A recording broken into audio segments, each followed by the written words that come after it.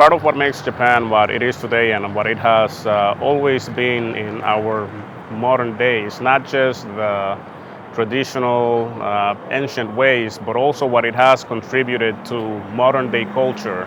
A lot of people that grew up influenced by different elements from Japan, and if you don't know what those elements are, you can definitely find out here in Akihabara.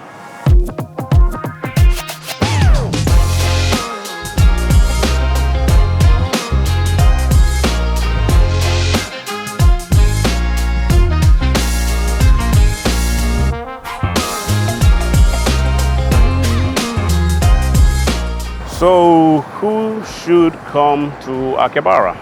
Before I answer that question, and so that the answer makes more sense, let me tell you first a little about the history of the town of Akihabara in Tokyo.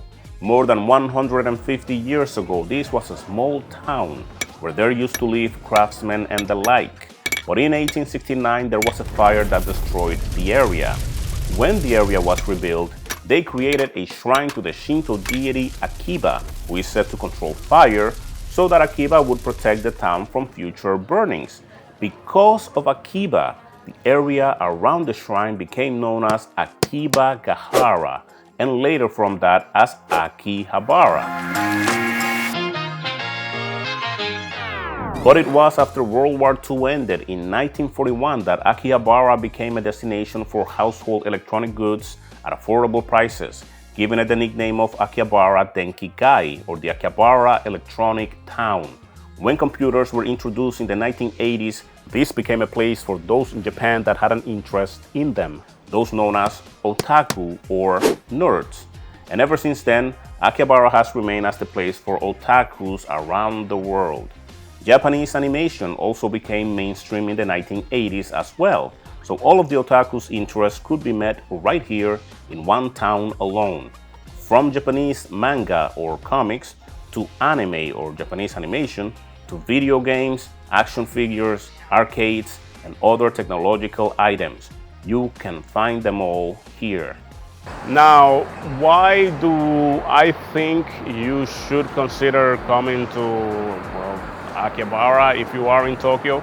In order to experience all of those elements that have to do with the otaku culture of Japan.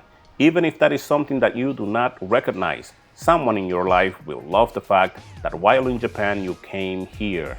One of those elements is the arcades, and when it comes to arcades, there was no name more popular in Akihabara than Sega. Since almost forever in Akihabara, the Sega store has been recognized as a symbol to people that grew up gaming and playing video games since the 80s and all of those years afterwards.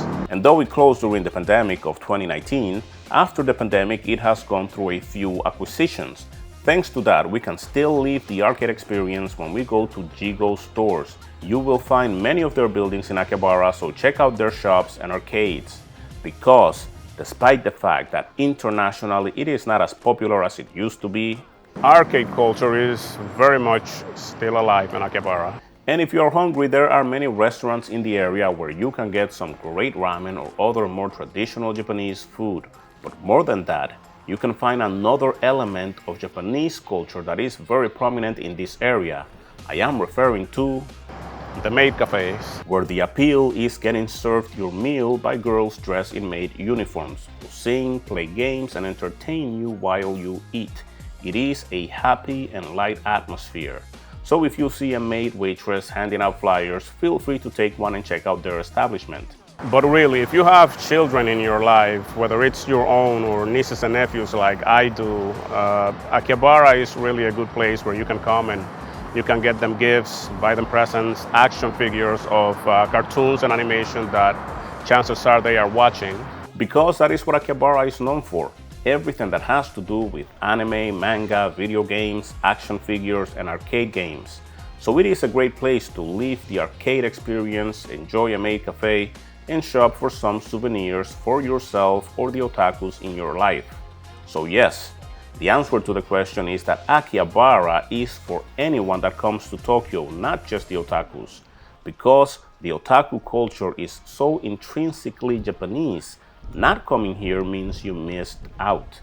And if you watched the previous video, then you know that Ueno Park is not far from here with all of their museums and events. The area of the Imperial Palace is not far from here either, where you can go relax and do different things. And also one of my favorite areas in Japan, Asakusa, is not far from here. You can check out Akihabara really quickly and from here go to other places.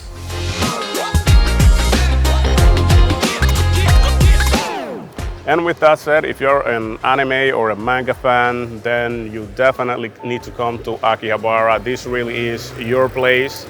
Chances are you will feel more at home over here than whatever your state or country is, really. This place is an interesting and unique place. Even if you are not a fan of those elements of modern-day Japanese culture, you can still come to Akihabara and have a great time and get to see a truly unique element, not just in Tokyo, nor in Japan, but in the whole world.